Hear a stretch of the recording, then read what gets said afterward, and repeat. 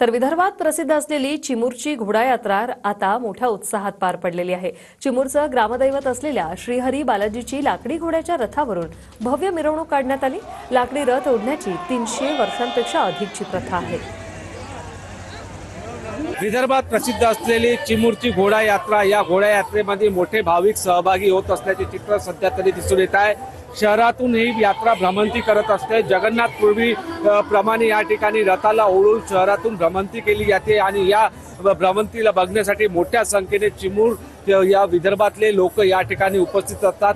रात्रभर ही यात्रा असते। या यात्रेत मोठ्या संख्येने विदर्भातून लोक येत असतात। एक उत्साहाच्या वातावरण या ठिकाणी दिसून येत आहे। ही यात्रा एक मोठा पर्व असते या चिमूरकरांसाठी, कारण की चिमूरमध्ये इतकी मोठी यात्रा आहे। घोडा यात्रा आहे, 300 वर्ष जुनी यात्रा आहे, 300 वर्षापेक्षा अधिक जुनी यात्रा आहे। त्यामुळे या यात्रेला अधिक महत्त्व आहे। या घोडे यात्रेमध्ये जे नागरिक सहभागी होते, ते भाविक सहभागी होते, त्यांच्या चेहऱ्यावर एक प्रकारे मोठा आनंद या ठिकाणी दिसून येतो, कारण की ही घोडा यात्रा ही विदर्भात प्रसिद्ध असल्यामुळे या ठिकाणी भाविक मोठ्या संख्येने येत असतात। निलेश दहाट, TV9 मराठी, चिमूर, चंद्रपूर।